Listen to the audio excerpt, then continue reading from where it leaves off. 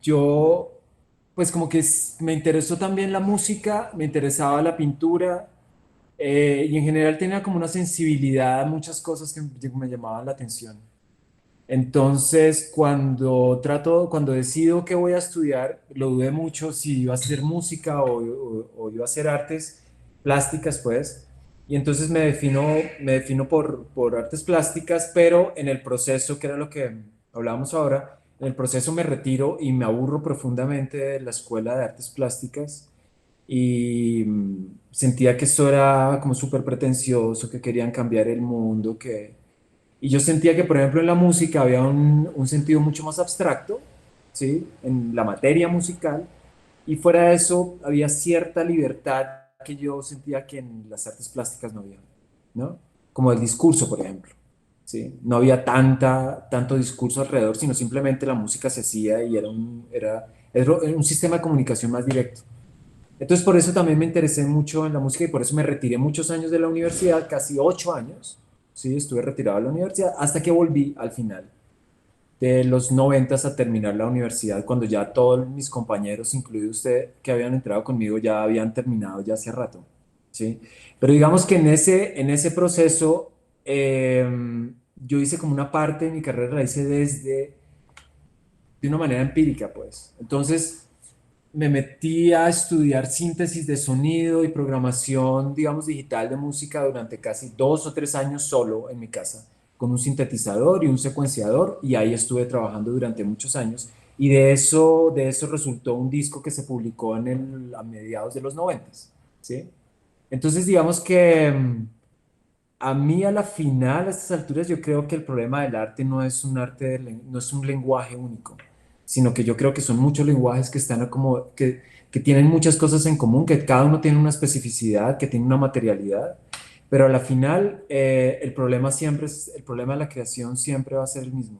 Pues pienso, para lo que a mí me interesa y para lo que a mí me gusta. Ahora, es demasiado amplio el campo de las artes y creo que uno debe como escoger digamos, una sección, una parte de eso que llaman arte y entenderla y ser sensible, o por lo menos yo soy sensible a ciertas cosas. Hay cosas que no soy sensible, ni en la música, ni en las artes plásticas, ni en el teatro, ni en la literatura. Hay cosas que no soy sensible y no puedo, si no me gustan. Pero por esa razón no quiere decir que sean malas o sean buenas, pues simplemente no tengo sensibilidad a ese tipo de cosas. ¿Sí? Entonces trato de no consumirlas, trato de no verlas porque pues simplemente no tengo cercanía a eso. Entonces por eso siempre me ha interesado como mezclar cosas. Entonces como hice música durante mucho tiempo y la música me ayudó después a entender el video, cuando volví a entrar a la universidad me conecté muy fuerte con el video porque había hecho muchos años música. Entonces entendí el problema de la temporalidad con el video y entonces estuve muy metido, digamos, haciendo video. Y después de eso, el video, la manera que hacía video, me llevó a conectarme con la fotografía, con el tipo de fotografía que hago, que es una fotografía digital, es una fotografía electrónica que tiene que ver con la imagen de síntesis. Y eso me llevó a conectarme con la instalación. Fue un proceso muy natural, ¿sí?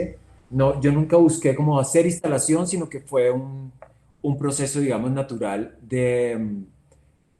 que se fue dando en el momento que yo montaba una exposición o hacía o iba a presentar algo, era natural la manera en que digamos, lo instalaba y resultó siendo instalación, pero nunca fue una cosa así como buscada. Eh, Eso digamos que es como la relación con otra. También me ha interesado mucho la literatura, porque creo que ahí es donde hay unos procesos muy, muy sofisticados intelectualmente en la literatura. Entonces, me gusta como estar influenciado por la literatura, pero también me gusta estar influenciado por la música, ¿sí? Por ciertos procesos musicales que uno puede crear analogías para hacer una pintura. No es que uno haga música con pintura, eso es imposible. Lo que sí es que puede pensar procesos que vienen de la música para cuestionar, digamos, procesos pictóricos, escultóricos, no sé, muchas cosas. Ujú. Entonces, digamos que eso. Ahora, lo último que me preguntaba era que por qué llegué a tener un bar. Era básicamente porque cuando decidí ese momento que me retiré de la universidad, yo sentía que en Bogotá había un movimiento muy fuerte de música, bueno, estaba un movimiento muy fuerte de música hardcore, ¿no? Sobre todo de punk y un movimiento, por ejemplo, skinhead muy fuerte, muy bien configurado, con lugares y con una escena, digamos, fuerte, hasta fanzines habían, y no, como lo mismo el metal, eh, pero faltaba como una escena donde pudieran converger una cantidad de músicas que no eran ni metal, ni eran ni hardcore, ni eran, sí, ni punk, sino que eran otras maneras, digamos, de entender la música, que en ese momento lo llamaban música alternativa, me acuerdo, pero eso reunía una gran cantidad de posibilidades. Sí, era música que estaba atravesado por el techno, estaba atravesado por el rock, estaba atravesado por el punk también, por el new wave. Había una gran cantidad de cosas que ahí estaban convergiendo, pero no había un lugar. Había habido este lugar de Héctor Buitrago en la Candelaria que se llamaba Barbarie, después Barbie, pero Barbie ya no tenía escenario, entonces no había donde tocar las bandas. Entonces, teniendo eso en mente y como estaba aburrido en la universidad, dije, pues nada, voy a conseguir algo de dinero prestado, que no era mucho porque un bar se podía montar en los 90, se podía montar en una bodega más o menos con unas buenas condiciones, un grupo de amigos y una barra y un equipo y se montaba un bar. Y creo que todos los bares de ese momento se montaron así, de una manera muy sencilla y fue muy bacano eso. Y lo que más me interesaba era poder aportar, digamos, a una escena de música donde existiera un lugar que pudiera existir una escena, es decir, y un escenario donde los músicos pudieran tocar. Entonces eso fue un poco como lo que me llevó a montar en cierto momento ese bar. Y después en el 95, cuando ya estaba muy metido en música electrónica, monté un bar que se llamó Tecna, que fue un fracaso económicamente porque la gente todavía no entendía muy bien de qué se trataba eso que estaba sucediendo, ¿no? Que no era una cosa... ¿En, Ah, en dónde era, Tecna? ese fue en el 82, que fue un error gravísimo porque estaba Antanas Mocus y se había prometido que la ley zanahoria Se iba a acabar. iba, iba a acabar en las zonas donde habían bares. Chapinero no era una zona de bares. Entonces, lo único que pensé, dije, bueno, para negociar un poco la situación, pues montémoslo en un lugar donde se pueda extender, porque pues digamos, esas actividades tienen que ser nocturnas y hasta muy tarde, es decir, es Ujú. así como es que funciona. Sí, el rock no funciona de buena manera y con buenas maneras, el rock es desorden, es decir, entonces por eso terminé haciéndolo allá, que fue un gran error, porque, porque no fue chévere. Chapinero era un lugar mucho más indicado para haberlo hecho, por ejemplo.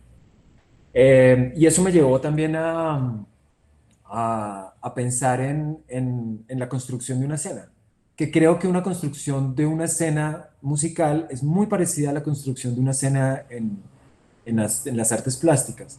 Deben existir revistas, deben existir, bueno, los artistas que son los que producen la obra, deben existir otras personas que son las que piensan y escriben, lugares, ya sean galerías privadas, galerías públicas, museos, y eso genere una gran actividad, digamos, un circuito de información que está rotando ahí alrededor.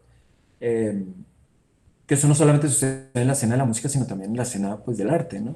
Es un poco eso. Mm. Sí, sí, sí. Bien, usted sabe que en este momento hay gente muy joven, por supuesto, Sí.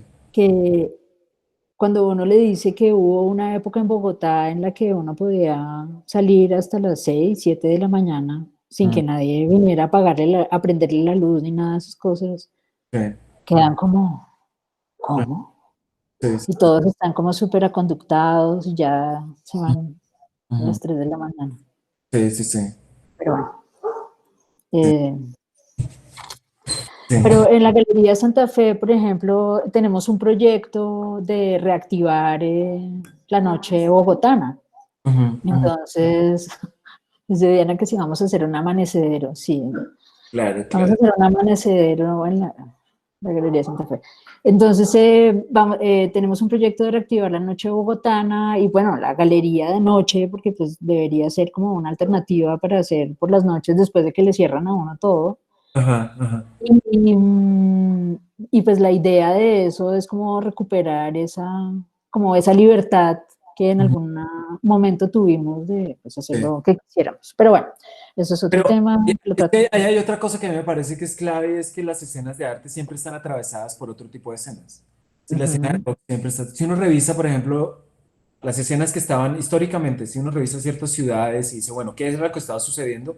Esas escenas de artistas estaban atravesadas por escenas de músicos, ¿sí? Y se reencontraban o, o se mezclaban entre ellos, ¿sí? Y entonces eso me parece que es súper interesante y en ese momento yo no sé.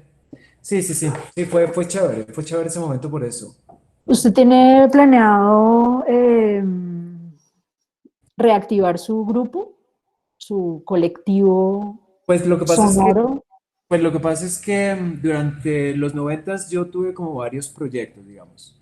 El principal, pues el primero era un proyecto como industrial, que es una especie como de punk muy ruidoso electrónico, que se llamaba Mala Muerte. Y de ese fueron, más o menos trabajé del 92 al 94, 95. Se editaron 3 demos en cassette que tuvieron como acogida, sobre todo en escenas. Se fue muy raro porque fue a través de un metalero, amigo en común, que me llegó, él me dijo, a mí me llegó una revista porque lo chévere también eran los fanzines. Hay muchas cosas que, digamos, que están ahí, que son muy interesantes, y eran los fanzines, que eran estas revistas hechas de una manera muy precaria, pero que eran muy ricos en información, porque brindaban la información de una escena que de otra manera no se podía, pues no se podía acceder, sobre todo en otras ciudades.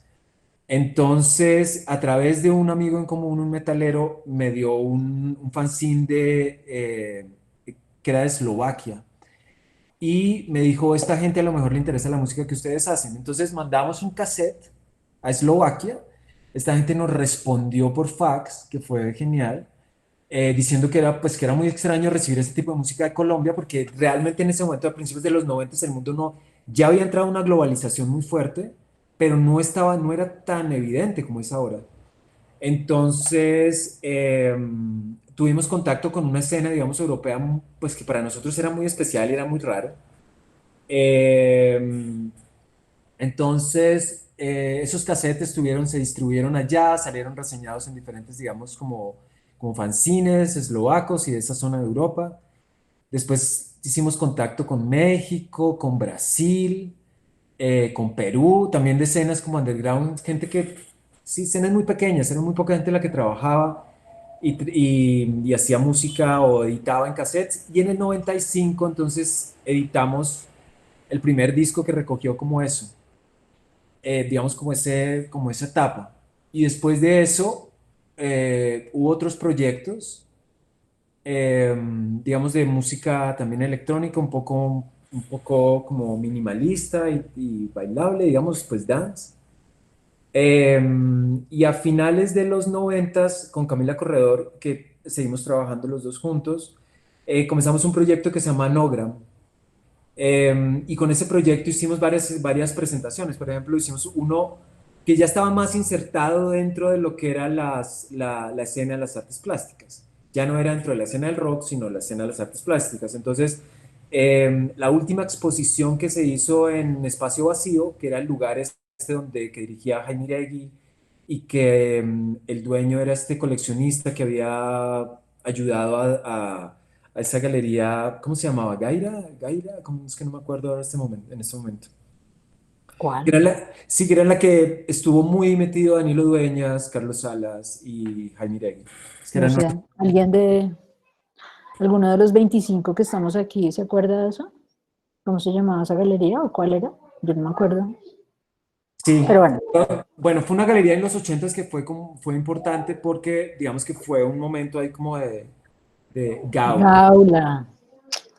Gracias, Andreita. Y en la segunda, digamos que hubo una segunda etapa de esa galería que fue Espacio Vacío, que quedaba en las 57, ¿cómo se llaman? Que quedaba en las 57, 58 bajo de la Caracas. Ujú. Jaime Iregui era profesor mío en ese momento en la universidad, yo no había terminado, y entonces él me propuso que por qué no hacía una exposición ahí, que el dueño de esa galería es un periodista coleccionista que vive ahorita creo que en Ecuador, y que él quería reactivar que quería reactivar la galería. Y ahí digamos, hice una exposición con Nogram, que era más una presentación de video en vivo con música en la que yo llevaba una caja de ritmos, un secuenciador, iba programando y había varias proyecciones y se iba haciendo música casi que orgánicamente durante toda la noche. La gente no sabía muy bien si era una exposición, si era un toque o si era un concierto. Y ahí comenzó ese proyecto Nogram, que hicimos varias exposiciones, hicimos varios proyectos principalmente de video y de música. Eh, y el último que hicimos fue en el 2006, 2007, un disco que se llamó Estrellas del Infierno, que era como con músicas colombianas, una cosa, una mezcla muy, muy rara. No folclorista, sino una mezcla ahí extraña. Eh, y eso era lo último que habíamos hecho, digamos, en música como tal. Y este año estamos preparando un nuevo disco, yo creo que sale para el final de año como Nogram. Estamos trabajando en eso, pues. Estamos para viendo, diciembre. sí, como un Reactivación económica. de reactivación económica o 12 cañonazos, una cosa así. Muy bien, Chuy. Bien, bueno, pues una de las, digamos, razones para crear este espacio de visitar el taller es conocer los talleres de los artistas. Entonces, ¿nos puede mostrar su taller? ¿Se puede mover? Pues digamos que tengo aquí el O un computador. plano general, por favor. Sí, es como un plano, es un espacio más bien cuadrado, no es muy Ujú, grande. Tiene un espacio más chiquito atrás en el que tengo como guardo cosas, básicamente, ¿no? ujú, ujú, Em, pero pues digamos que es suficiente, ¿no? Es como tiene buena luz, ujú. me permite como trabajar tranquilo y hacer como las cosas, digamos, que estoy necesitando hacer. Para mí el taller siempre fue muy importante. Bien. Hay prácticas artísticas en las que no hay, el taller no es importante, ¿no? Sino que ¿Cómo cuáles? no sé, se resuelven en otros lugares, por ejemplo, en interacción con las personas, ¿no? Se Ujú. hacen proyectos de casi comunales en los que al final la obra es la interacción con la gente o un registro de esa interacción. Ese tipo de cosas que a mí me parecen muy respetables. Yo no tengo sensibilidad ante eso y no es lo que digamos, no es lo mío. Para mí, a mí sí me parece muy importante un taller y llegar como temprano, trabajar todo el día, eh, estar haciendo objetos o cosas que lo ayudan a uno a pensar y que con el tiempo se van desarrollando y van llegando a otro lugar. Eso sí para mí es muy importante el taller, es chévere, es clave, es clave. Mm. Maryland Padilla le pregunta que qué es lo que más le gusta de su taller. ¿Qué es lo que Y más ahí, ahorita le pregunto yo algo al respecto. ¿Qué es lo que más me gusta del taller? Pero pues digamos que a niveles generales es como poderme aislar. Es como un lugar como que salgo de mi casa y llego a otro lugar y me aíslo. Y es como cerrar la puerta y estar como en un lugar en el que, bueno, en principio, ¿no? Porque es también un poco, eso no es tan cierto porque pues está el maldito celular y ese tipo de cosas y entonces el email y la vaina, pero digamos que sí es poder como aislarse y estar uno concentrado en algo que, por lo que por lo que vive también, ¿no? Porque uno, digamos, todo eso Ujú. que hace es lo que lo impulsa a estar ahí y lo que lo anima. Creo que el otro día que hablábamos, un día que hablábamos por teléfono los dos, en esos días de la pandemia, como que lo que hablábamos un poco era que lo interesante es que por lo menos a mí, yo sigo encontrando artistas muy jóvenes que me interesan, sigo encontrando músicos jóvenes que me interesan, encuentro cosas viejas que no había descubierto y de pronto las encuentro porque estoy investigando y leyendo sobre algún artista o sobre alguna pieza específica y eso como que es lo que lo lleva a uno, lo que lo mantiene vivo, pues en muchos sentidos. Entonces para mí Ujú. eso es lo que más me gusta del taller, poderme aislar y llegar a trabajar y durar todo el día concentrado en una pintura, por ejemplo, o todo el día concentrado en un video o en un dibujo, algo que, ¿no? Que los conecta a uno como del mundo. Eso a mí me parece chévere, eso me gusta mucho. Mm. Bien, usted en el video este introductorio que hacemos para cada uno de estos episodios habla de, y también pues por ejemplo en la entrevista esta que le hizo Humberto Junca Sí. en Arteria, Ujú. se habla como de la potencia o de la, sí, como del poder de no saber para dónde va uno. Sí, sí, sí, sí, sí, sí, sí. Sí. Eh, pues es muy común pensar, o sí, hay muchas personas que piensan que un artista tiene que saber desde el principio a dónde es que va, o si Ujú. no, pues eso se va a volver una cosa, pues, o sea, Claro, nada. claro, claro, claro. ¿Nos puede contar un poco como esa incertidumbre o ese no saber o esa indeterminación es Mm. como motor para producir cosas y producir ideas? Pues mire, lo que pasa es que yo creo que eso también lo aprendí haciendo música. Cuando el primer grupo que yo tuve, que estaba en el colegio, tal vez quinto de bachillerato, o décimo, como se dice ahora, Sí, de eh, nada. era Manuel Kalmanovich, también otro personaje de la escena, que todos yo creo que lo conocen, y mi hermano, que murió hace muchos años. Éramos los tres, yo tocaba batería, mi hermano tocaba el bajo y Manuel tocaba la guitarra. Y nos reuníamos en casa de mis padres, la casa de mis padres en una casa 3 pisos de Chapinero, y en el primer piso había un cuartico y nos metíamos ahí los tres los fines de semana, sábados o domingos, y comenzábamos a tocar. Y una de las premisas que teníamos cuando tocábamos es que nos parecía muy aburrido, pero yo creo que era porque no éramos muy malos todo tocando, no sabíamos tocar, pues éramos como que teníamos los instrumentos, por cada uno tomaba clases por ahí, pero eran más las ganas y la pasión por la música que ponernos a estudiar, ese tipo de cosas. Entonces lo que Ujú, hacíamos, nos reuníamos a tocar, básicamente nos reuníamos a tocar. Entonces yo comenzaba a hacer ruido con la batería, Kalmanovich hacía otro ruido, mi hermano hacía otro ruido, y de pronto en algún momento nos conectábamos y otros momentos nos separábamos totalmente. Y durábamos así horas, pues tocando.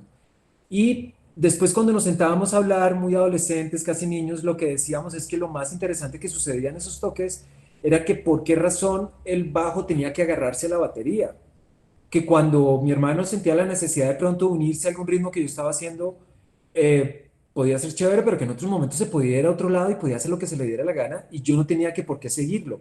O Kalmanovich podía tocar como se le diera la gana y no tenía por qué nadie seguirlo. Entonces digamos que ahí me comienza eso y otros, y músicas que yo escuchaba en ese momento, no sé, Sonic Youth, por ejemplo, me gustaba mucho, o bueno, Joy Division siempre fue como muy importante, aunque ellos no eran tan libres, digamos, en la composición, pero sí tenían una cosa ahí como, ¿no? Como más punkera que me parecía interesante. Pero entonces, a mí, y después cuando entro a la universidad y sigo haciendo música, yo comenzaba a trabajar era desde la materia. Es decir, yo tenía un sonido y lo comenzaba a manipular, lo comenzaba a cambiar, pues, y eso, y el sonido me iba diciendo cosas, yo seguía trabajando y al final yo no tenía ni idea qué era lo que estaba haciendo, pero seguía trabajando y aparecía algo, y ese algo era lo que a mí me respondía a una cantidad de preguntas que yo había tenido durante el proceso. Entonces, entonces digamos que yo me acostumbré a ese proceso y aprendí que uno a la final como artista lo que hace es que tiene que recorrer un camino.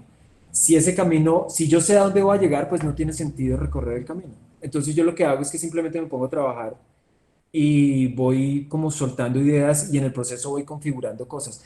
Pero en el proceso también estoy leyendo libros que me interesan, en el proceso también estoy escuchando música que me gusta y en ese proceso entonces voy trayendo cosas y las voy armando, ¿no? Es como, a mí me gusta mucho el proceso, es decir, yo no puedo hacer algo, yo necesito tiempo para resolver cosas, ¿sí? Necesito tiempo y observarlas y verlas y voltearlas, manipularlas, leer una cosa y llegar al otro día al taller y decir, ah, anoche leí esto y se me ocurrió esto, me vi una película, no sé, para mí el arte se hace en un proceso muy, muy, muy orgánico. Y yo no he podido nunca, aunque respeto mucho la gente que trabaja con guiones, que es como, esto es lo que voy a hacer y esto es lo que resuelvo, o también, yo no sé si guiones, pero es una especie como de, sí, como de camino que se sabe que se va a recorrer y se resuelve de una manera, ¿no? De una manera como específica, muy puntual. yo no puedo. En el proceso, digamos, puedo estar haciendo un video y de pronto ese video sale una pintura o de la pintura sale un video o se me ocurre una esquina de la instalación que voy a hacer.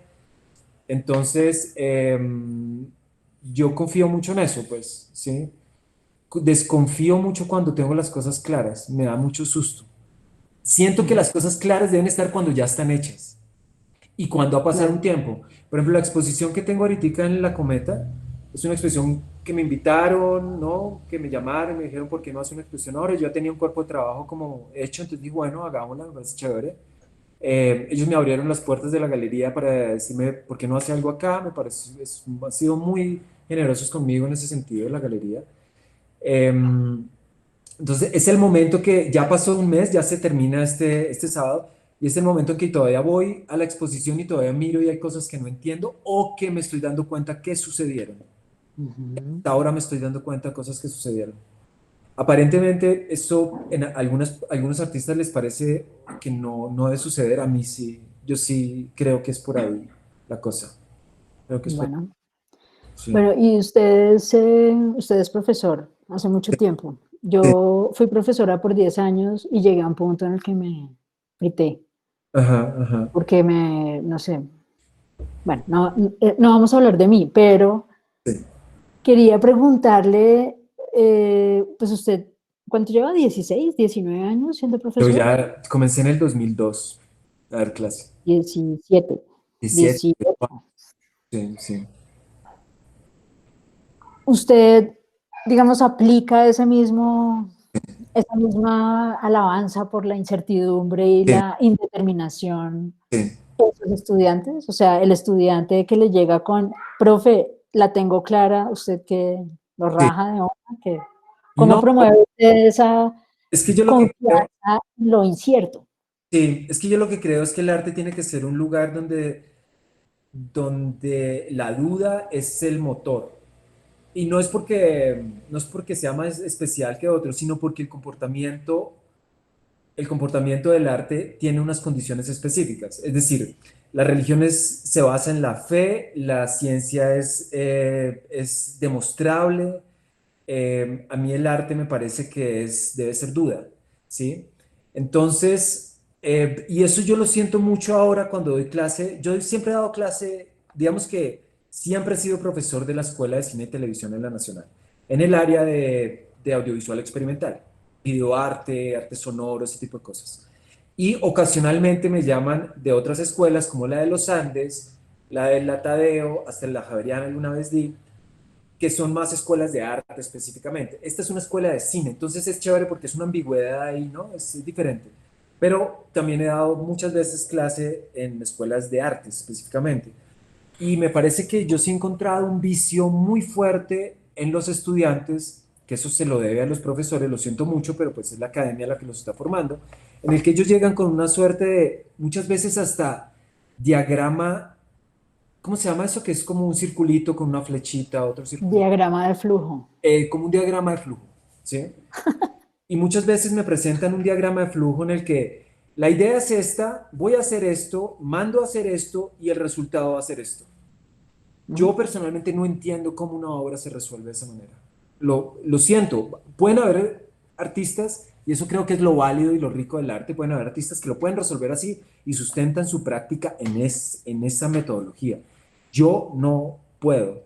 Es decir, yo lo primero que hago cuando llegan los estudiantes con esa metodología, que en la escuela de cine pasa es parecido, pero con el guión, ¿no? Ujú, En el cine ujú. es más evidente porque existe el guión y se vuelve un dictador.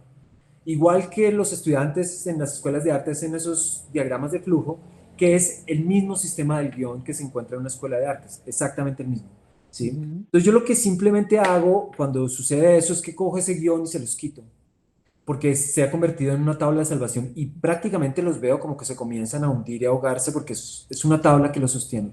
Y el Ujú, proceso del semestre es muy interesante porque es como mostrarles que eso no es necesario. ¿Sí? ujú, Que eso no es necesario. Para hacer arte es necesario otras cosas, otras formas de pensamiento, invertir las formas de pensamiento, experimentar con la realidad, experimentar con las formas de pensamiento,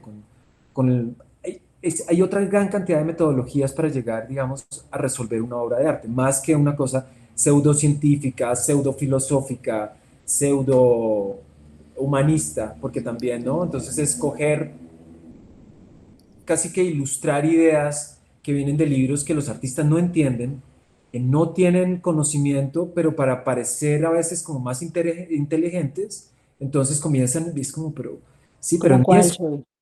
¿Como No, pues cuál? muchas veces es como A ver, coger, un par de títulos de esos, a ver. no, yo no. Bótenos un par de títulos. No, yo trato de evitar eso. A mí, yo cuando leo trato de leer es literatura. Me gusta la literatura porque Ujú, es como consumir pintura, es como consumir escultura porque estoy consumiendo arte. ¿Sí? Es arte en el lenguaje. Entonces, por ejemplo, a mí los otros tipos de, digamos, de aproximaciones al arte desde la filosofía, desde la estética, me causan ciertos problemas por eso. Yo o me gusta mucho leer, son entrevistas de artistas. ¿Sí? ujú, Es cuando el artista dice y uno lee y no entiende nada porque está más enredado de lo que está viendo en la obra, pero con el tiempo eso se va soltando. Son como nudos que el tiempo ayuda como a soltar. Entonces, y el otro problema con eso del guión es que el arte necesita mucho tiempo para resolver las cosas. Y ujú. no se necesita solamente una obra, necesita 20 obras para poder resolver una sola idea. Entonces, si en un diagrama de flujo alguien me dice que va a resolver una obra y que la va a mandar a hacer y que ya tiene la persona que le va a pegar el yo no sé qué, que le va a hacer esto y digo, bueno, es probable, puede ser exitosa, no sé, no quiero tampoco entrar en esos, como hacer esos juicios, pero a mí no me funciona. Entonces, lo que sí hago en mi clase es tratar de romper esos esquemas y jugar desde otro punto de vista. Por ejemplo, la improvisación me parece que es súper importante. O la improvisación al pensar me parece que es importante. ¿No? Eso se olvida, hay que improvisar. Igual que un músico improvisa con otro, que era lo que hacíamos con mi hermano y con Kalmanovich cuando éramos niños. Uno tiene que aprender también a improvisar en el pensamiento y en hacer las obras, ¿no? En hacer Ujú, un poco eso. Sí. ujú. Bueno, no sé si alguno de los visitantes invitados a esta charla tiene alguna pregunta para Alberto o, o no. Bueno, mientras cogen impulso. Ok. Podríamos ir mostrando, me gustaría como ir mostrando Sí, cosas, eso ¿no? le iba a decir, como Sí, muéstrenos como ejemplos de esos procesos. Hay una cosa que le quería preguntar, era entonces le llega al estudiante con el diagrama de flujo y input, sí, proceso, output. ¿Y sí, usted qué sí. hace? ¿Usted le coge la hoja y No, se no, no. la prende y la tira o No, qué pues hace? simplemente trato de poner en duda, digamos, ese proceso. Sí, es ¿Mm? como que, hey, Ok. pero ¿qué sucede si esto cambia? ¿Qué sucede si el final está en la mitad y el principio está al final? Ujú, ¿Sí? ujú, Entonces,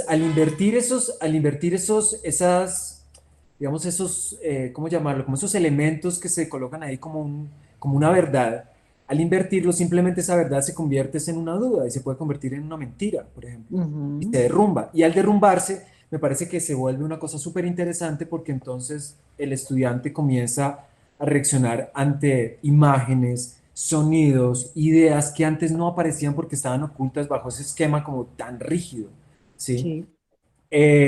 Y creo que las personas que han podido, algunos estudiantes que han podido pasar, digamos, por clases que yo he dado y que han podido disfrutar mi clase porque, pues, digamos, porque a mí me parece que el arte es una cuestión de goce y el arte es hedonista y hasta egoísta. Entonces, si no está eso presente en el arte, yo no sé. Prefiero ese tipo de arte, ¿no? Que es como el que se goza, el que se disfruta, ¿no? El que tiene una cosa ahí que es políticamente incorrecta también, ¿no? Ujú, Eso me ujú, gusta mucho el arte.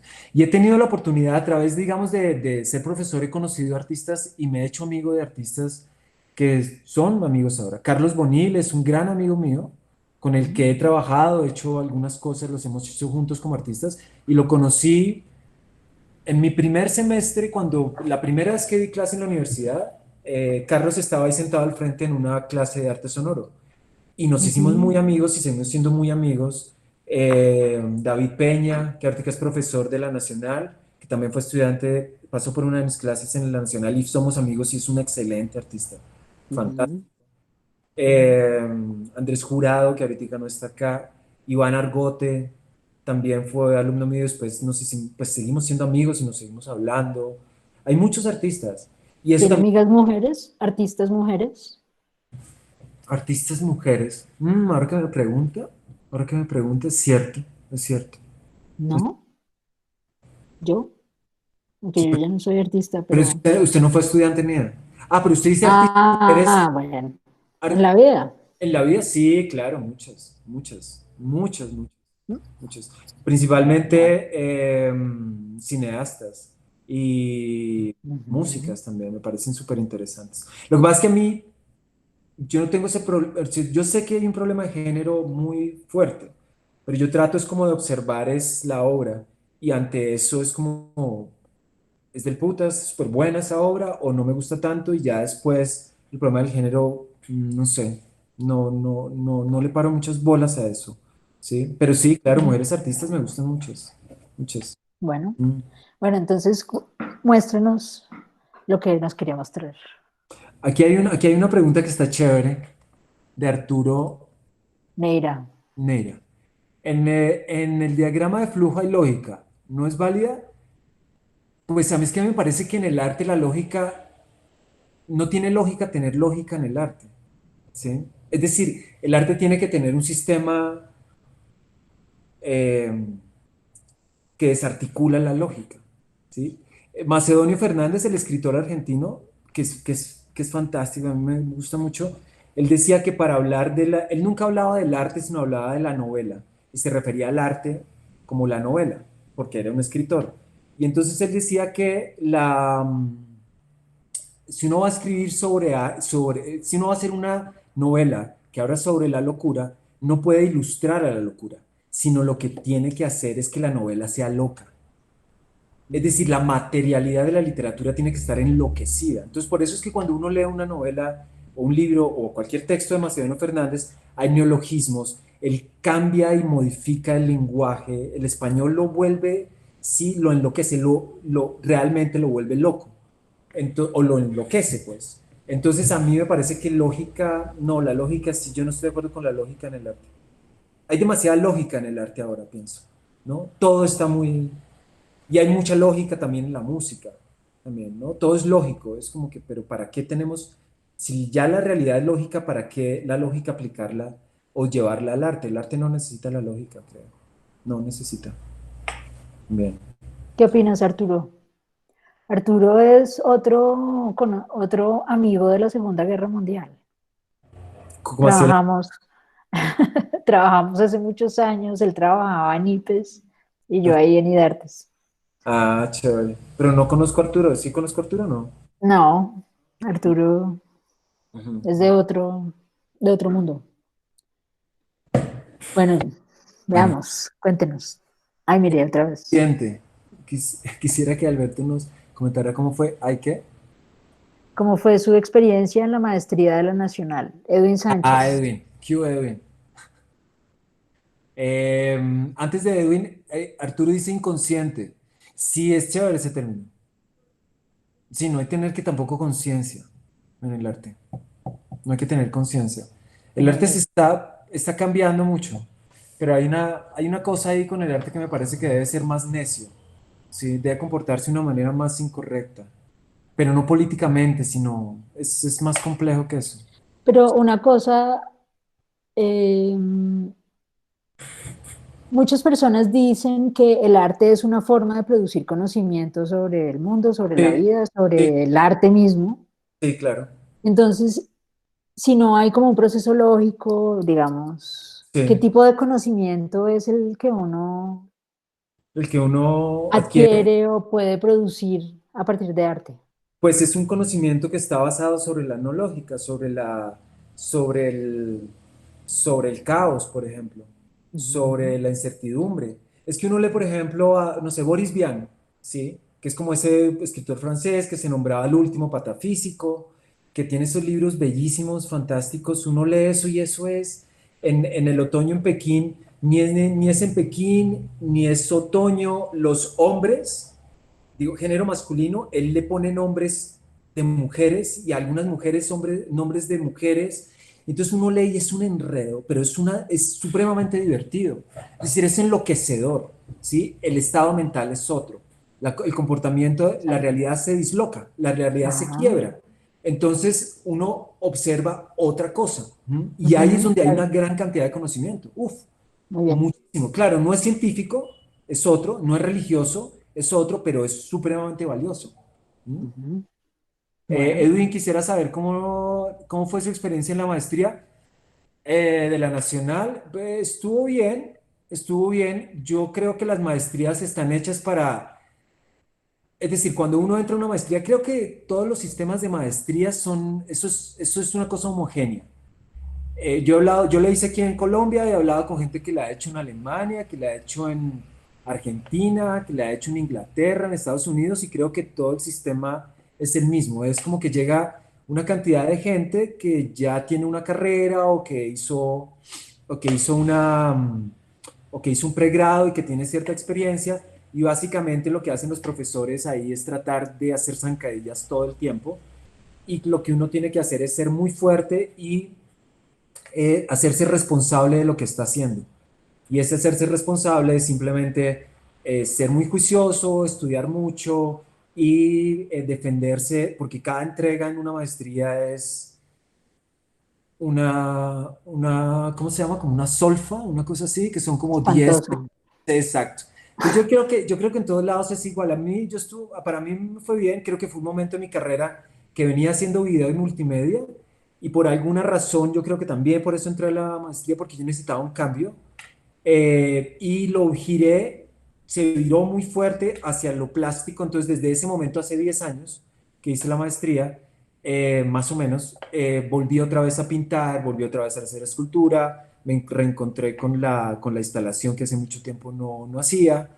Tuve la oportunidad el último semestre de la maestría de ganarme una beca del ministerio y poder ir a Londres a terminar el proyecto.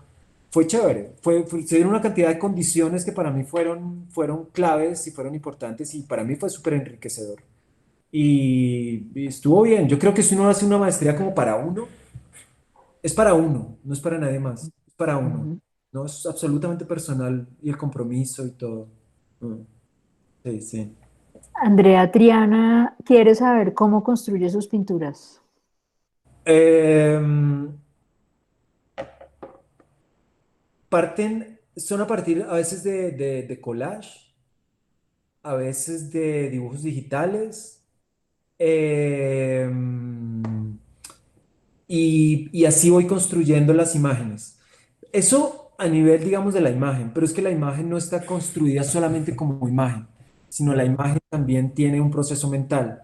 Entonces muchas veces vienen de un libro, por ejemplo, o vienen de un relato, de un cuento de un escritor que me gusta, y entonces de ahí sale una idea y me da vueltas y me da vueltas en la cabeza, y pronto digo, ah, ya sé, voy a poner un objeto al revés y voy a poner esto, pero no es tampoco una ilustración, ¿no? Sino simplemente es un detonador, ¿sí? Entonces, en ese sentido, el arte para mí se me vuelve un detonador de otro arte. Entonces, oigo una canción, voy y busco al músico, veo una entrevista del músico, el músico dice una cosa, y digo, ah, ya sé qué voy a hacer. No hay lógica, si no hay metodología, es simplemente, yo lo llamo como consumo de arte, y en esa medida que uno consume arte suceden cosas. Entonces, eso, veo una película y se me ocurren cosas cuando veo una película. Ujú. O una escena de una película, una esquina de una escenografía de una película, de pronto me da la idea para hacer una pintura. Y me siento, la hago, la dibujo como era, no me gusta para nada, no funciona, y a los 2 días la vuelvo a abrir y la roto, cambio un objeto y pum, y sale la pintura. Entonces es como, sí, es como un proceso. Yo creo que para responder esa pregunta también es como, ¿cómo construyo las pinturas? Es trabajando todos los días. Es decir, es todos los días. Y en ese proceso, como en esa terquedad y en esa insistencia de hoy me voy a levantar y voy a hacer algo, hoy hago y hago, ¡pum! Comienzan a salir las cosas. Es un poco, es un poco. Creo que hay Mariana. Mariana. ¿Qué Ujú. pregunta, Mariana? De todas maneras, en el proceso de construcción de tu obra hay un punto en que encuentras algo que te gusta y Mm, por ahí empiezas a definirla y hasta el final y también sabes cómo llamarle o titularla? Ah, es una pregunta. Sí, sí, sí, sí, sí, sí. Eh, Hay una cosa, hay un pintor argentino que me gusta mucho, que es Roberto Eisenberg, que era un pintor surrealista en los 60 en Argentina. Y ya en un momento en el que el surrealismo, eso no tenía ningún sentido. Es contemporáneo de, ¿cómo se llama esta artista que ahorita es muy famosa? Ay, se me olvidó ahorita, bueno.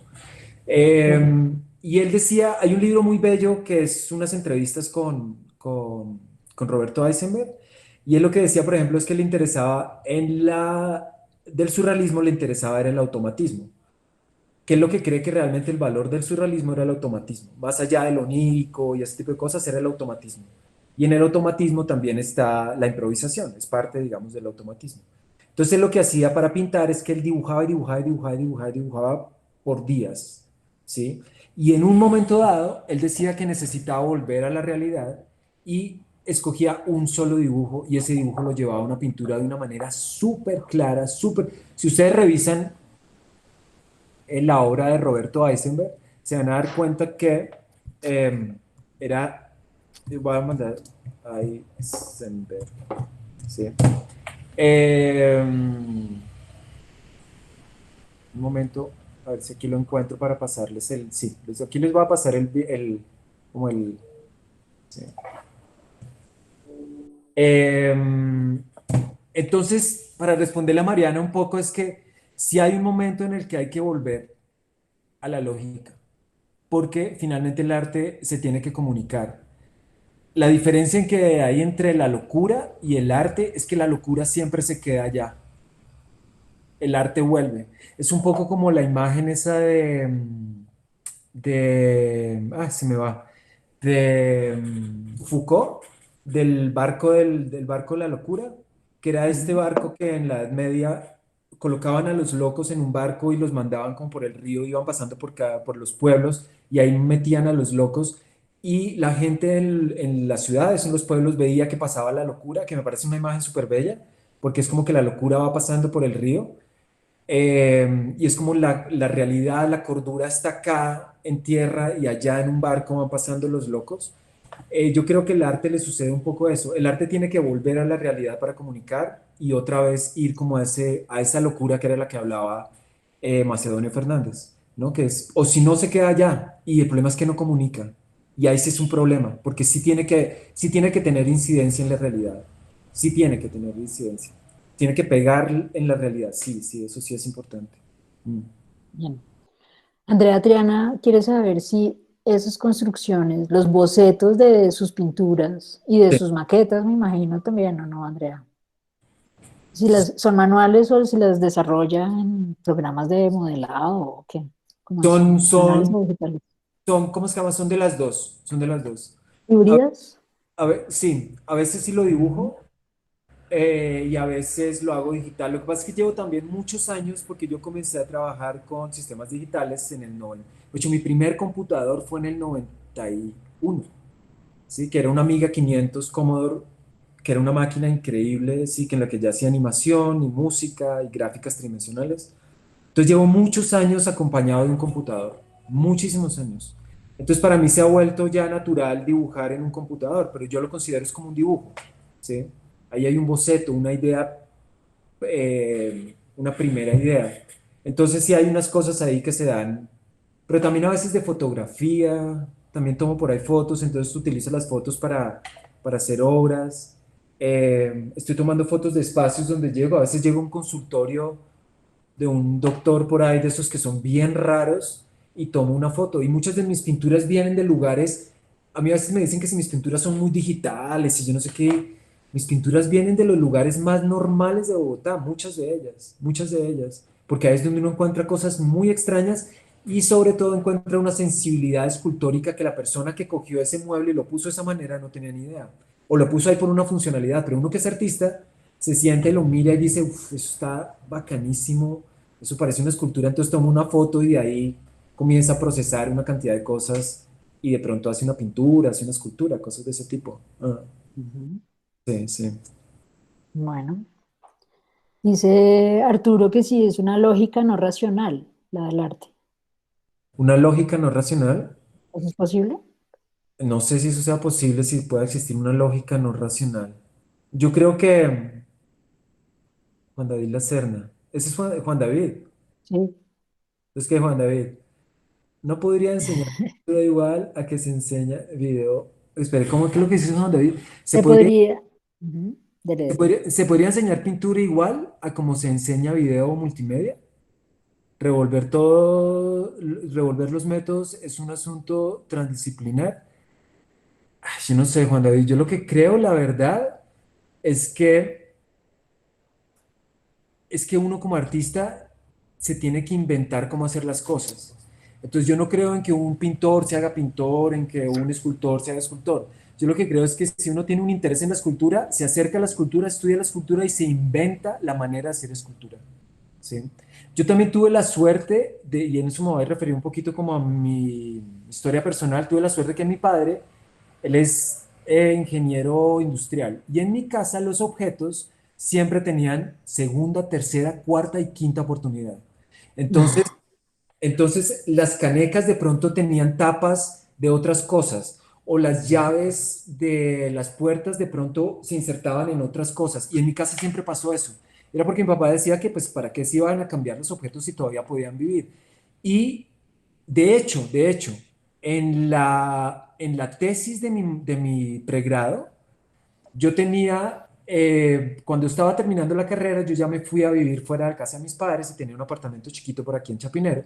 Pero en la casa de mis padres tenía un lugarcito que había sido mi estudio de grabación años anteriores y ahí tenía mi taller. Y un día yo estaba trabajando y me volteé y una de las butacas, cuatro butacas, de las que habían sido parte de TVG, del bar que yo había tenido años anteriores, habían terminado en mi casa y esas butacas se desbarataban, habían sido pintadas como de plateado, que eran las que estaban en el bar, y esas butacas se fueron desbaratando y mi papá las fue, ¿cómo se llama? ¿Preparando? Reparando, pero reparando de Ujú. una manera tan extraña ¿Cómo? que yo las tenía en el taller y cuando estaba preparando la tesis para entregar, que eran unas fotos y unos videos y unas pinturas, y una escultura, me volteé y vi las fotos, vi las butacas y dije, esto es una escultura que yo no hubiera sido capaz de hacer. Entonces lo que hice es que tomé unas fotos, unas Polaroid, y después las escaneé y las amplié, y parte de mi tesis fueron cuatro butacas que habían sido hechas por mi papá. ¿Y ¿Sí? cómo están reparadas? Porque yo conocí esas butacas. Es que aquí no tengo Pero, no las tengo aquí las fotos y no las tengo aquí a la mano, pero eran butacas que en vez de que una tabla se hubiera cortado de una manera, buena manera, de una manera muy como lo haría un ingeniero, se colocaba, pero a la pata le salía como otra pata que acomodaba, eran como unas máquinas ahí raras en madera que se fueron ujú. construyendo porque necesitaban arreglarlas. Y esas cuatro fotos fueron parte de mi tesis de pregrado. Entonces, Juan David, yo lo que creo es que yo lo que he aprendido, pues muy humildemente lo puedo decir, es que si a mí me interesa el cine, me acerco al cine y me invento la manera de hacer cine. Si me interesa la pintura, hago lo mismo. Si me interesa la instalación, hago lo mismo. Es decir, esa cosa que uno aprende instalación o aprende cine o aprende pintura de un gran maestro, no sé. No sé, yo no lo creo mucho. Es que es imposible enseñarlo. Es imposible, es imposible. Sí, sí. Lina, la Lina, música que, bueno, la música que está haciendo con Camila Corredor, ¿se va a mostrar en el campo del arte o van a abrir una nueva escena musical? ¿qué hubo, Lina? Estamos llenos de amigos hoy, chévere. ¿Sí? Sí, claro. Eh, pues no sé, Lina, porque realmente, por ejemplo, Nogram, que fue este proyecto que hicimos con Camila por muchos años, que tuvimos hasta el 2008, eh, estuvo insertado dentro del mundo del arte. Lo que pasa es que yo no, a mí esa cosa del mundo del arte y el mundo de la música me parece un poco aburrida. Yo lo que creo es que a mí lo que más me gusta, o las músicas que más me gustan, el arte que más me gusta, es esa cosa que siento que es cuando está en la mitad de algo, que se alimenta de un lado, que se alimenta del otro, que respeta un lado, que respeta al otro. Y eso me gusta mucho. Entonces, esa música que estamos haciendo con Camila, de pronto, de pronto puede caber en una exposición, de pronto es en un toque más como, o de pronto en un lado, en el otro. Uno de los conciertos más bellos, más bellos, más bonitos que nosotros hicimos con Camila fue una vez cuando estaba, yo era todavía estudiante de los Andes, estaba terminando, y en los Andes tiene un lugar que es muy bonito, que ya lo cambiaron porque hicieron un edificio nuevo, que es abajo del Campito, que es como una plazoletica al lado de la biblioteca de artes, ¿sí? Y con Tomás Jaramillo Topo, que ahorita vive en Suecia, y con Miguel Navas, que es músico, que sigue haciendo música, que tiene un proyecto que se llama Saban. Eh, Éramos amigos y todos, y entonces hubo un día, no sé, el Día de la Tierra, una cosa así, y la universidad daba un billete para que los estudiantes hicieran cosas. Entonces Topo se levantó el billete y nos dijo que hacemos un concierto el viernes por la tarde. Yo sí, de una. Y estábamos, entonces fue un día, una tarde así como la de hoy, con un sol súper bogotano, súper bonito, ahí en la montaña, en los Andes, y tocamos, Camila y yo tocamos, tocó Miguel y tocó Topo. Y me acuerdo que estaba Danilo Dueñas, por ejemplo. Y Danilo Dueñas se acercó y estaba fascinado, porque él decía que había sentido una cantidad de cosas, Orcho, y nosotros, y la música que tocamos no tenía ninguna pretensión de ser música artística ni nada, sino era música, es decir, es como una cosa, ¿no? Como, y se dio en ese contexto y en uno de los conciertos, de los toques más bellos que yo recuerdo, así muy, muy sentido es ese, por ejemplo. Y fue en una escuela de artes, con profesores como Danilo Dueñas, que es un artista. Entonces, yo no me preocupo mucho por eso. Creo que en el momento que se dé puede ser chévere. Puede ser que en el concierto más bacano, en el lugar más importante del planeta, uno haga el concierto más aburrido y peor, y en el apartamento de un amigo, con 5 amigos, haga el concierto más bacano.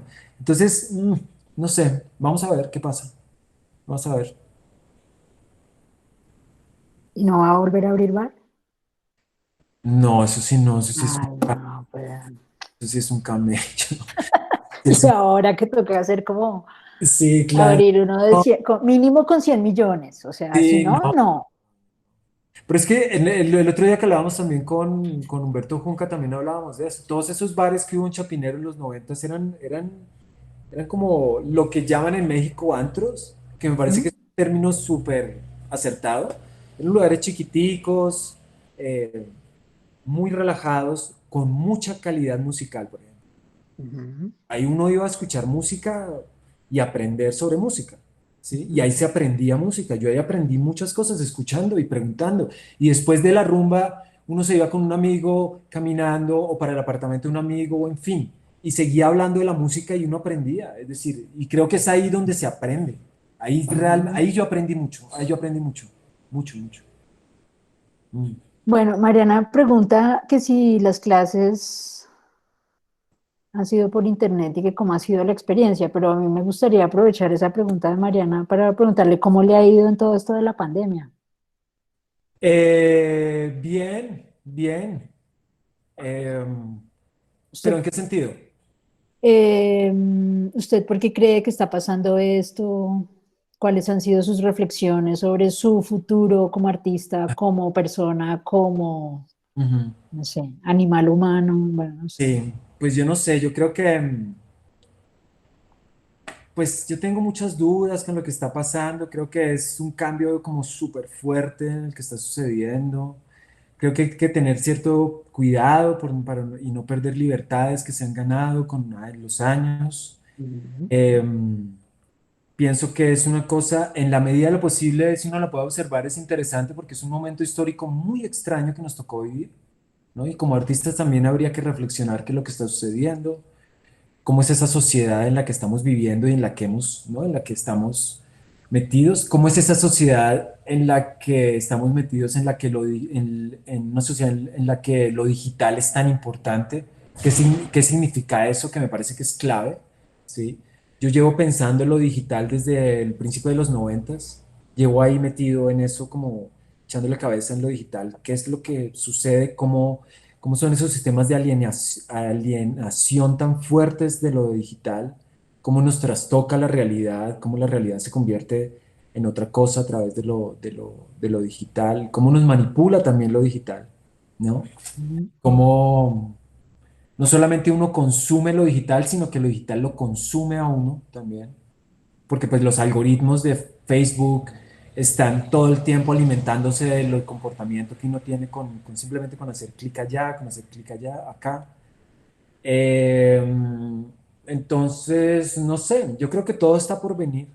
Yo creo que en los Ujú. próximos años se van a definir muchas cosas. Sí es un cambio radical. Creo que eso ha causado un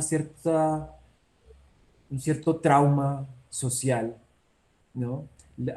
Que he visto noticias que la gente está temerosa de salir, obviamente, porque el susto fue muy grande, todo el mundo encerrado, nadie sabía qué pasaba.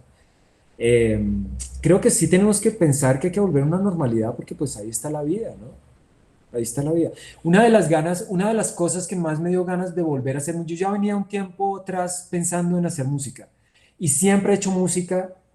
Los últimos años había dejado de hacer música en el computador y estaba haciendo música en el iPad solamente, porque pues las Ujú. aplicaciones que estaban ahí eran increíbles. Sobre todo, yo había conocido que era hacer música con un sintetizador analógico y de pronto hacerla con un aparatico ahí chiquitico y me parece increíble. Entonces, siempre, de hecho, muchas de las cosas que yo creo que van a salir en este nuevo trabajo son cosas que había hecho ya hace años en el iPad, en el iPhone y que iba guardando cositas, ¿no? Como trabajos así.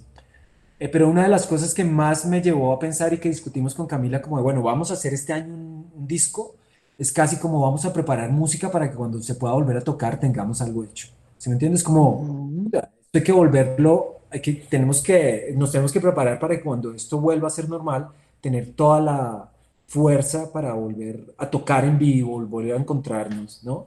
Eso me parece que es clave y eso es lo que tenemos que tener en la cabeza antes de pensar en que vamos a estar encerrados, de que el mundo nos cambió, de que todo se va a volver virtual.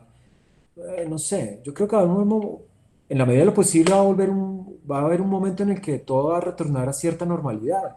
Y ahí tenemos que volver a ser fuertes en el arte, en la música, ¿sí? Eso es un poco lo que pienso. Sí, sí. Bueno, ¿y cómo han sido las clases en internet? ¿Le parece, le gusta o yo he oído a varios Ujú. colegas que reniegan tenaz? Pues digamos que el semestre pasado, yo no estaba dando clase en la nacional porque tenía un periodo sabático. Ujú. Entonces, Mm. precisamente me invitaron a dar una clase de proyecto de grado en los Andes. Entonces, la mitad del semestre se dio virtual Ujú. y la otra mitad se dio, ¿cómo se llama? Presencial. No, la primera presencial y la segunda virtual, pues. Ok. Fue un poco raro, fue ese momento en que nadie sabía, todo el mundo estaba asustado en su casa, como si el mundo se fuera a acabar. No solamente bombardearon a la gente con el virus, sino con los extraterrestres. Fue un momento muy raro y que fue muy interesante y yo lo viví de alguna manera, lo disfruté, es decir, ¿no? Si se puede decir disfrutarlo, pero sí fue un momento de observación muy extraño, porque muchas de las cosas que yo había leído y había visto en la ciencia ficción que siempre me interesaron, de pronto estaban sucediendo y me parecía muy raro que eso estuviera pasando. Entonces, fue raro, sentía a los estudiantes obviamente como un poco golpeados, Ujú. tristes, un poco deprimidos y como profesor también fue un momento de frescos, esto va a pasar, ustedes son artistas, hay que meterle mucha, pues, ganas a esto. Es un privilegio ser artistas en una sociedad como la que vivimos, eso hay que aprovecharlo y hay que disfrutarlo también. Y este semestre ya nuevamente, digamos, en la nacional, lo que pasa es que es incómodo, porque es que de pronto imagínense que nosotros estuviéramos ahorita las 18 personas, ¿cuántas personas estamos? ¿18 personas? Ahora estamos 18, sí. Exacto, si estuviéramos 18, Tenemos 7 desertores, sí, muy pero mal, los tenemos registrados. sí, eso, para que no los vuelvan a dejar entrar en nada, No, nunca más. Jamás. sí, jamás. La cosa es que sería mucho más bacano si estuviéramos en este momento en una sala, hablando, nos estuviéramos viendo la cara, ¿sí? Eh, Sería mucho más interesante, ¿sí? Y habría más participaciones, sería más chévere. Entonces eso me causa mi incomodidad Ujú. distancia que uno no puede ver la cara del otro si lo que uno dijo le pareció mal, le pareció bien, si disgustó, le pareció chévere. Eso que hace la vida, pues, ¿sí? Claro. Entonces digamos que eso es lo que me parece. Por ahí estoy viendo la cámara de Juan David. Entonces, ¿qué, Juan David? ¿Cómo va esa cuarentena, hermano? Sí, prendamos todas las cámaras, a ver. Yo creo que para mí esta pandemia ha sido una maravilla. O ¿Sí sea, le estoy gustó? feliz aislada, estoy feliz así, con usted allá sentado, yo acá. Cero contacto con animales humanos, lo Sí, máximo. claro, claro, claro, claro. Pues a mí me parece que eso va a causar como muchos cambios, ojalá no muchos, porque yo Ujú, sí creo importante, pues no sé, también revisando la música, ver un concierto, ver una inauguración de una exposición, donde están los egos de las personas, donde está la creatividad, donde está ujú. el amor, el odio, todo ahí metido, eso me parece súper chévere. Si eso desaparece, la verdad, todo se vuelve muy aburrido, básicamente, se vuelve aburrido, es decir, y eso que yo no soy una persona muy sociable. Ujú. Pero observar esa falta de sociabilidad del mundo sí me causa, pues parece mal, no me gusta, pues. Es un poco. Bueno, Sí, sí. bueno, pues ya van a ser las 5:30. No sé si alguien quiera hacerle otra pregunta a Alberto o al programa. Mientras piensan las preguntas, si las tienen, les cuento que el 10 de noviembre tendremos a Barbarita Cardoso en este espacio. Eh, la próxima semana sale el nuevo, que por favor muestre sus obras, Chuy. La Mm. próxima semana sale el nuevo capítulo de GSF Radio con Beatriz Eugenia Díaz, mención del, creo que es quinto premio Luis Caballero en esta serie que estamos haciendo, recorriendo todo el premio, ganadores y menciones de honor. Y ya Alberto nos va a mostrar ¿Puedo mostrar algunas sus cosas? obras. Entonces, aquí, ¿ya están viendo ahí la pantalla? Sí, Sí, creo que sí, sí. sí. Bien. Igual la pueden revisar ahí tengo esa página ahí que se llama albertolesaca.com. Suena como un Esa página ahí. sí, albertolesaca.com. Pero bueno, digamos que hay varias obras que me gustaría como mostrarles, registros de algunas piezas que son claves. Esta, por ejemplo, que es del 2001, que se llama Nogram, No, no la estamos viendo. Su pantalla. Cámbiese ¿qué me cambio? de ventana. Cámbiese de ventana. Estamos viéndolo usted, pero sí Sí. dice que está presentando. Voy Entonces, de a- pronto abrió su página en otra ventana de ah, Chrome o ok. del navegador que esté usando. ¿Cómo tengo que hacer entonces para mostrar ¿En qué navegador está? en Safari? Pero no, Pásese ¿Ah? pero no cuando estoy dando clases siempre la doy así. ¿No la están viendo? No, lo estamos viendo usted. Espere a ver, y ahí, Tampoco. ¿Sí? ¿sí? ¿Cómo así? ¿Y yo por qué no veo? Sí, ahí podemos ver la pantalla de Alberto. ¿Sí? No me Sí. Sí. Es que ¿Será que no tú lo tienes soporto, la fijado envidia en me tiene la... destruido. De Catalina me pronto lo tienes odia. fijado en la pantalla? Ay, es por eso, Chuy, perdón. Haga clic en el otro. Ya, ya, ya. Listo, ahora sí Perdón. ya. Qué oso. Ok, Disculpen. aquí listo. Entonces aquí tengo esto. Entonces hay digamos como unas piezas que me parece que, sobre todo alrededor de esta charla, que es un poco contar de dónde vengo y todo el rollo ese. eh, hay unas piezas que son chéveres. Esta, por ejemplo, Nogram, fue una pieza que hice en el 2001, que fue la pieza que se presentó. Estas son simplemente stills de video, imágenes del video, que fue la pieza que les cuento que presenté en Espacio Vacío. De esa hay un registro fotográfico muy malo que ahorita estoy tratando de recuperar, y de video también pésimo, pero que estoy tratando de recuperar, porque pues en el 2001 tomar fotos y hacer videos era complicado, no era tan fácil, pues no todo el mundo tenía una cámara pues que registrara bien y eso.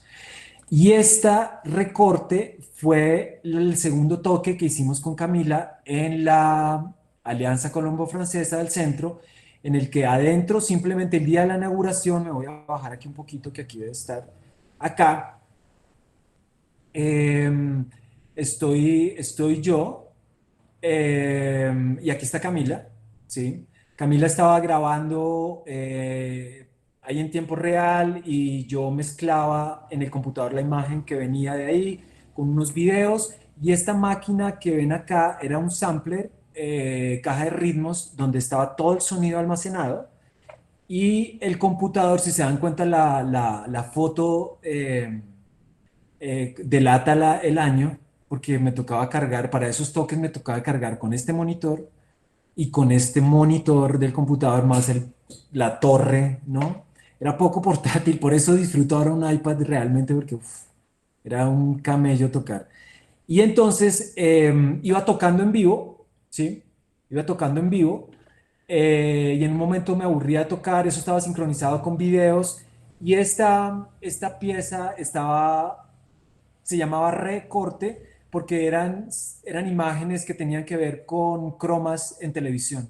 Es decir, nos reunimos con Camila hicimos como un recorrido y fuimos eh, grabando imágenes y guardando imágenes que tuvieran que ver con croma en programas de televisión y eso hicimos toda una composición y la tocamos ese día. Entonces digamos que esta pieza es chévere porque esa pieza le dio origen a Nogram, ese proyecto, no, realmente la anterior, la que les mostraba. Entonces, por ejemplo, digamos, habían videos de programas de esos gringos como de variedades que utilizan mucho croma, en fin, habían muchos programas, ¿sí? Y así los fuimos como armando en ese toque. Eh, Hay otra pieza que es chévere, que esta me hubiera gustado mostrarla hoy, pero es que se vuelve muy complejo mostrarla porque ya el plugin no existe y esta estuvo mucho tiempo publicada en internet, pero por el cambio de plugins y cosas ya dejó de funcionar. Y es esta que se llama Enre, este también la hicimos con Camila, y es un videojuego en 3D con todo, digamos, la lógica y la estética de un videojuego con una cámara que persigue un personaje, uno controla un personaje y el personaje va yendo de mundos, va pasando por mundos y todos los encuentros son musicales, básicamente. ¿Sí? Aquí hay algunas escenas y son cosas muy extrañas que están sucediendo todo el tiempo. ¿Mm? Eh, Esta es un poco esa pieza que fue muy chévere.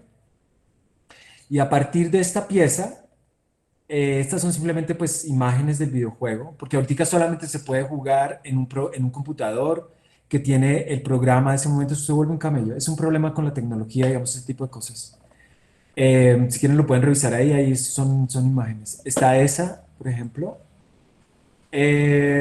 Y a partir de eso me comienzo a interesar en otro tipo de, digamos, de multimedia en la que me permite en la que yo estaba buscando hacer un programa de video que me permitiera hacer a mí mis propios videos. Entonces, por ejemplo, este programa, ¿sí? Que está basado en Paganini, la historia de Paganini, la relación entre el instrumentista y el instrumento. Esta es una imagen, por ejemplo, en el 2004 en Londres nos invitaron a un festival de música, como músicas experimentales y no sé qué, y con Camila tocamos Camila estaba tocando acá, a este lado estaba tocando el videojuego y yo estaba tocando con este instrumento, hicimos 2 conciertos, 2 días seguidos. Si hay algunas preguntas, digamos, de lo que les voy mostrando, pues me cuentan, yo voy mostrando así rápido como para no demorarnos mucho. Digamos que esas piezas o videos como estos, que pertenece también este es del 2007, videos en los que inserto, por ejemplo, personajes de sus videojuegos en películas de cine, ¿sí? Eh, y digamos que después de eso, lo que sucede es que ya eh, me comienzo a interesar un poco, todas estas piezas pertenecen más o menos al 2010, que es cuando estuve haciendo la maestría, y ahí es cuando vuelvo otra vez a interesarme por la escultura, por la pintura, y abandono un poquito lo digital y vuelvo otra vez a lo plástico, y entonces comienzo otra vez a hacer esculturas y a hacer pinturas, ¿no? Ahí vuelve a aparecer el interés en las maquetas, instalaciones también, ¿no? Con video. ¿Mm? Estos son piezas, por ejemplo, que presentaba en la maestría, cosas que presentaba en la maestría, ¿sí? Como instalaciones de mapping, de video y cosas así. Eh, Esta pieza, por ejemplo, también tiene que ver con lo musical, que es chévere. Y es, aquí está, ahora no recuerdo el nombre de este músico, es un músico eh, eslovaco, creo que es muy famoso porque interpretaba de una manera excepcional a Paganini.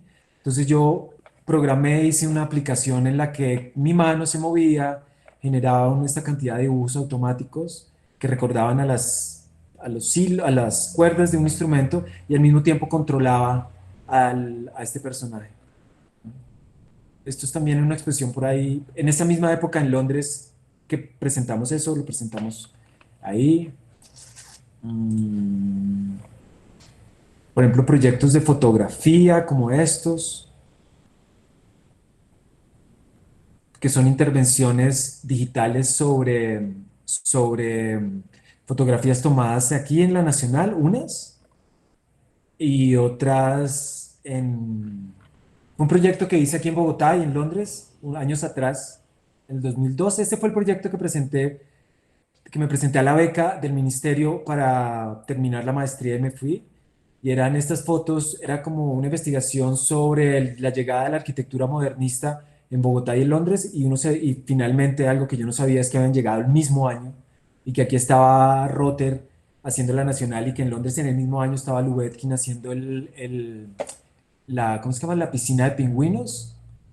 Entonces, esto es otro trabajo, digamos, de fotografía que a veces hago, ¿no? Como intervención fotográfica, ¿sí? O también hay un proyecto de fotografía que es muy bacano, déjenme se lo muestro, que es este, eh, que difiere, es un poquito diferente a los otros proyectos que hago, las otras obras, y es que tomo una fotografía, en este caso, tomo una fotografía de un taller de un artista que me interesa, que ha aparecido en revistas o en libros, digamos, de historia del arte, ese tipo de cosas, como esta, la de Barton Newman, y la reconstruyo digitalmente. Y hago como una especie como de catálogo digital de reconstrucciones de talleres de artistas. Ese es un proyecto que llevo haciendo desde el 2012 y voy metiendo cada vez más imágenes. Entonces está la de Reinhardt en el estudio, ¿sí? El velorio de Malevich, ¿sí? La puerta de Marcel Duchamp que tenía en su estudio en París en los 30s, el estudio de Rothko. ¿No? Y los últimos años, digamos que sí he estado muy, muy, muy concentrado en la pintura. Eh, me, me ha servido mucho, digamos, ese nivel de concentración que exige la pintura. En un mundo donde hay tantas imágenes por segundo, de pronto uno demorarse meses en una sola imagen me parece como una contravía interesante y necesaria. Eh, sí, un poco eso. También, digamos, algo de instalación. Esta fue una instalación de un proyecto en NC, que fue muy chévere. Ese fue una colectiva. Y ahí estaba, digamos, el detonante fue un cuento de Adolfo Bioy Casares, que se llama La Trama Celeste. Es como un piloto que viaja y se desmaya y cae y llega a una Buenos Aires como paralela que nadie lo conocía. Es una cosa así como de mundos paralelos. Entonces hice esto, pero entonces si se da, por ejemplo, ahorita lo que hablábamos de la posibilidad de mezclar diferentes medios, pues aquí a mí no, yo no me preocupaba mucho, sino simplemente pues quería hacer unas pinturas, unas esculturas impresas en 3D. Eso estaba en una instalación, en el espacio hice unas intervenciones arquitectónicas. También había una fotografía, por ejemplo, como esta fotografía, que era una foto que había hecho en mi taller anterior y la había intervenido como si fuera una instalación y la presentaba ahí como una instalación falsa. Pero, por ejemplo, digamos que esta fotografía, la gran mayoría de los objetos son objetos en 3D, son objetos insertados, es como una modificación de una fotografía real. Es un poco, digamos que es un poco como eso, es un poco como... em, O sea que a veces el registro de su trabajo también está intervenido por estos. No, en ese caso sí era como que yo hacía unas instalaciones chiquitas en mi taller y la instalación simplemente consistía en arrumar cosas que, que sobraban. Ujú. Pero es que a mí la instalación me parece que es, a mí cuando, me acuerdo que una vez que di clase de instalación, un estudiante me dijo que definiera la instalación, y yo le dije que la instalación era como cuando iba a la casa de alguien que no conocía y le tocaba dormir en el sofá, ¿no? Que tocaba Ujú. acomodarse al sofá y Sí. que para mí eso era la instalación. Es decir, es ir a Ujú. un lugar que uno no conoce, que no es propio y de pronto tener que asumirlo, Y ¿no? siguiendo lo que usted nos decía antes, inventarse cómo estar ahí. Sí, exacto, es invertirse, es como hacía, es como mi papá cogía y le ponía la chapa de una llave de una puerta a una caneca para poderla levantar. Entonces era como, Ujú. ah, sí, se puede coger la chapa y se puede subir y por qué no. Entonces, la instalación para mí es un proceso así. Yo no veo una instalación así una cosa, una reflexión sobre el espacio, sí. Sí, claro, Ujú. eso, a eso se llega cuando uno ya piensa y puede conceptualizar qué es lo que está pasando. Pero en un principio es la incomodidad absoluta. Llegar a una galería, llegar a un museo y decir, ¿yo qué voy a hacer acá? ¿Cómo Ujú. voy a dormir en este sofá? Un poco, ¿no? Es como... Ujú. Entonces, para mí la instalación se terminó convirtiendo en eso, en un proceso natural de llevar, de pasar de mi taller a un lugar que no era el propio. Entonces, Ujú. esas fotos son simplemente instalaciones que se dan en mi taller, que son arrume de cosas, objetos que dejo por ahí botadas, que de pronto un día veo y digo, uy, eso se ve muy chévere, le tomo una foto y de pronto hago una intervención sobre eso. Un poco así. Bueno, muy bien. Chévere. Bueno, pues muchas gracias No, por por invitar. mostrarnos su taller y su trabajo y contarnos cómo, pues qué es lo que piensa y cómo Ajá, navega usted esta vida tan azarosa, tan complicada. tan complicada. No, ¿Cómo rema usted su canoa? ahí Mariana Varela, es que es... Sí, Mariana Varela. sí. Con mucho gusto, Mariana. Esto es, No, Mariana, a usted por estar. Chévere. Súper. sí. Entonces, pues los esperamos en el próximo Visitando el Taller con Barbarita Cardoso. Gracias, Chuy, por estar aquí. No, a ustedes Eh, por la gente que estuvo chévere, me oyeron ahí dar lora un rato. Gracias a Gabriela y a Ana y a los de Comunicaciones de Idartes porque hicieron la difusión, prepararon todo el espacio y nosotros solo vinimos aquí a charlar. Chévere. Eh, y pues gracias a todos los participantes pues por estar acá y hacer las preguntas y pensar con nosotros y Ujú, pues como motivar como la discusión a partir de sus inquietudes. ujú, Y pues los esperamos aquí en la Galería Santa Fe, ¿cómo es? En Residencias en Bloque, en GSF Radio, en la página de la galería, bueno, mejor dicho, por todas partes. Los esperamos y bueno, hasta la próxima, bueno. Chao. compañeros. Desde el set de Mujercitas me despido. Chao. Chao. Chao.